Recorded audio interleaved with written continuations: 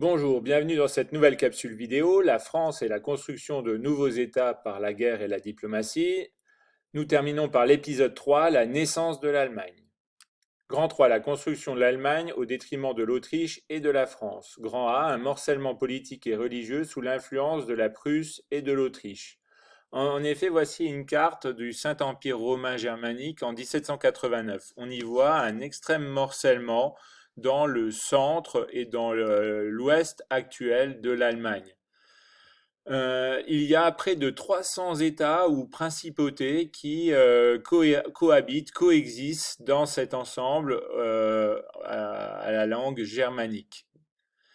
Il y a deux possibilités de construction. Il y a une possibilité d'une Allemagne autour de l'Autriche, une Allemagne qui se construirait autour de l'Autriche, et un autre projet, une Allemagne qui se construirait autour de la Prusse.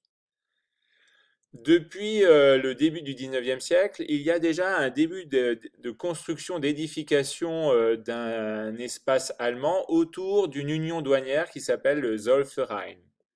C'est l'équivalent de la construction des débuts de la construction de l'Union européenne. C'est une union qui permet la libre circulation des marchandises sans taxe. Mais le chancelier Bismarck veut imposer la construction d'une Allemagne autour de la Prusse. Alors, il y a, au détriment de l'Autriche d'abord, puisqu'il y a, en plus de cette opposition et de ce morcellement politique, il y a aussi une division religieuse. Le nord de l'Allemagne est plutôt protestant et aurait tendance plus facilement à se rapprocher de la Prusse, alors que le sud de l'Allemagne, et notamment la Bavière, sont des États catholiques et donc plutôt proches de l'Empire austro-hongrois. Voilà, nous avons planté le décor, passons au grand B. La Prusse entreprend l'unification aux dépens de l'Autriche et de la France. Le point de départ de cette unification, c'est la bataille de Sadova en 1867.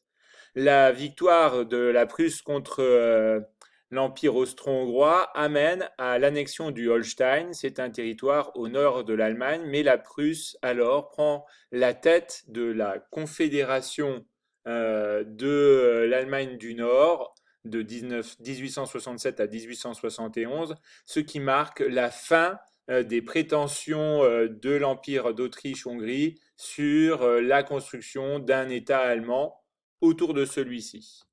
Cependant, subsiste bien la division religieuse entre le nord protestant et le sud catholique, et le chancelier Bismarck et la Prusse ont bien conscience que l'unification ne sera pas aisée, et il faut trouver un adversaire commun pour pousser les Allemands du Sud à accepter de s'unir avec les Allemands du Nord protestants.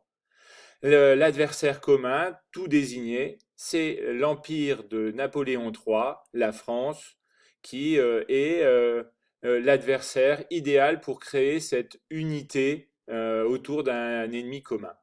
Il faut donc pousser la France à déclarer la guerre aux États allemands, non seulement du Nord, mais aussi du Sud, et c'est là que Bismarck crée un incident diplomatique autour de la succession d'Espagne, et la France, qui souhaite euh, tuer dans l'œuf la création de cet État allemand, va aussi jouer le jeu de cet incident diplomatique pour déclarer la guerre à la Prusse et aux Allemands, et donc pousser dans les bras de Bismarck les territoires catholiques de l'Allemagne, de la future Allemagne du Sud.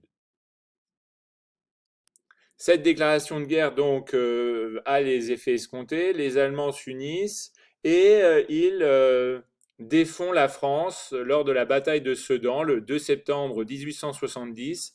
Une double conséquence de cette bataille de Sedan, de cette défaite de la France, c'est que Napoléon III est fait prisonnier et que dans la foulée, l'Empire s'effondre et que la République est proclamée en France. Mais aussi, une seconde conséquence, c'est la proclamation du Second Reich le 18 janvier 1871. Un nouvel État apparaît, un second empire allemand apparaît, qui va survivre jusqu'à la fin de la Première Guerre mondiale. Enfin, un traité est signé en 1871, en février 1871, le traité de Versailles, qui euh, a des conséquences sur l'histoire des deux pays et sur l'histoire du monde, puisque ce traité de Versailles impose à la France la perte de l'Alsace et de la Moselle, et impose aussi de lourdes indemnités qui vont structurer les relations européennes et amener à la Première Guerre mondiale et plus loin à la Seconde Guerre mondiale. On le voit, l'unification de l'Allemagne se fait au détriment de ses puissances voisines, l'Autriche et la France, et fonde en partie l'histoire du XXe siècle. Comment naît l'Allemagne et quel est le rôle de la France dans cette naissance?